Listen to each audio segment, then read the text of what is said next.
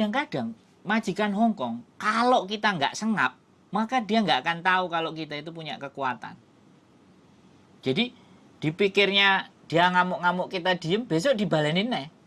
Ngamuk-ngamuk dia diem, dibalenin nih. Pasti terus akan dibaleni. Gaji telat, besok telat dibalenin nih.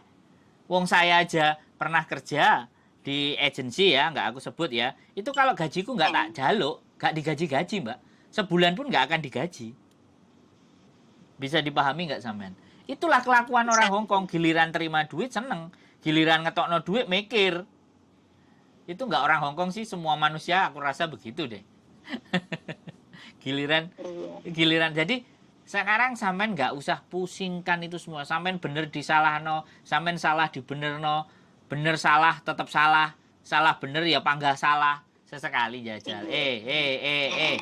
Sampean bilang kayak gini, ojo ngomong